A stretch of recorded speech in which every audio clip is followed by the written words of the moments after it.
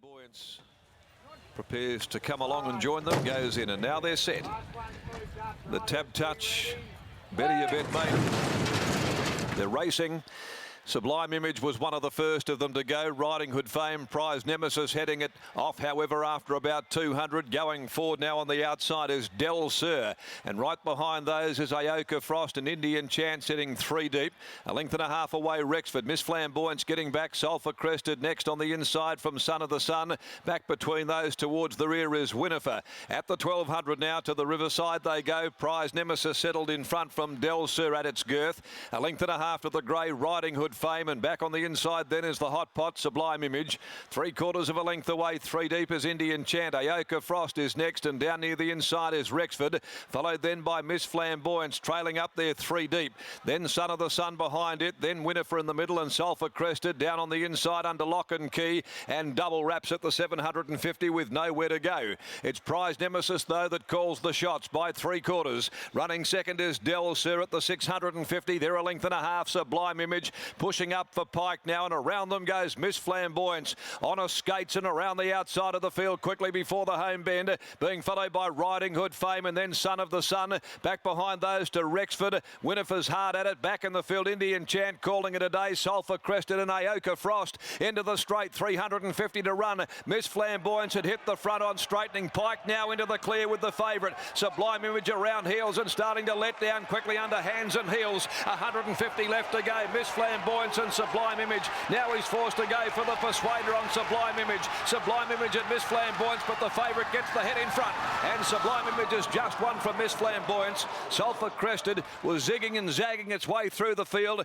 Probably ran third from wide out Winnifer, whose best effort was late in the race in front of Rexford. A gap then, Son of the Sun, followed further back Riding Hood Fame. Aoka Frost, Indian Chant called it a day well before acceptors. Further back to Del Sur, and that pacemaker Prize Nemesis has stopped abruptly to run stone motherless. Sublime Image number 9, William Pike, wins race number 2, the favourite home. Number 9 is the winner. Sublime Image over Miss Flamboyance and Sulphur Crested, who was back there, and Johnston Porter was searching for a run. Got it after heads turned for home, but Pike was quickly and anxiously keen to get away from the rail because Miss Flamboyance was on the move for McNaught, looking for an early double. She'd taken off, tried to get that break, and then Pike started to get to work on Sublime Image, and the Reduced Choice mare eventually, under the Persuader from Pike, was able to lift and get the better of Miss Flamboyance. 9 the winner for Peters Investments. So their first winner back at Ascot. Didn't take long for Team Williams. W. Pike, it's 4 starts for a win and 2 placings. Number 8, Miss Flamboyance second. Remaining there with a hoof well and truly on the till by Savabeel from Classy Choice. Trained by Ash Maley, ridden by Jade McNaught. And number 6, Sulphur Crested by Galar from Blazing Honey. Trained by Danny Morton and ridden by Clint Johnston Porter. Rexford, number 5, ran 4th. And the time was a very modestly run, 1:40.63.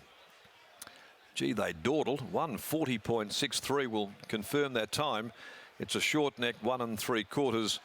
The margins didn't appear to be going that slowly, but that's what it says. So we'll check that in just a few moments. And that winner ran $1.90 at the finish. Miss Flamboyance $9, and back there in third placing, Sulphur Crested, about a 20 to 1 chance. The next of the day, the Magic Millions initial plate over the 1,000. Our first look at the new season 2-year-olds. One scratching, number 10, Strathmore Rose, in the third at 157. As we head down now and we join Brittany Taylor in the enclosure, and the odds-on favourite home, but under some vigour from the wizard W. Pike. Yes, he does what he does best, and that is power these horses to the line. Bob, Sublime Image breaks maiden status. Were you expecting that today? Well, on our last run, we were, yes. It was a bit harder than what I thought it would be. She really did have to knuckle down in the finish. What were your expectations about settling position? We probably were talking about perhaps seeing a 3 back the fence, but having her in the box seat, were you pleased to see her just that little bit closer? Oh, well, from barrier 1, you have to go a little bit forward, otherwise they keep coming from the outside and you finish up near the rear. So that was all settled at the start. What can she do this preparation? Will we see her go on with it and go through her grades? That's all we'll be doing with her. She's taken a bit of time. She's had a few little things early on, and we've given her plenty of time, and we'll just put her through the grades. Hopefully she can win another one. Your next runner, Creative Hero, coming up in race number 5. First up, what can we expect from him? I think he's got a little bit too much weight, and the distance is wrong, so hopefully I'm wrong. Are you excited to be back here at headquarters? Ascot is where we see you win so many of your stakes races. Do you get a little spring in your step when we come back to Ascot? Yes, it's a lot nicer, isn't it? Everything looks really good, and it's all nice and pristine. It certainly is, and plenty of prize money up for grabs and black type races throughout the carnival. Well done on this victory.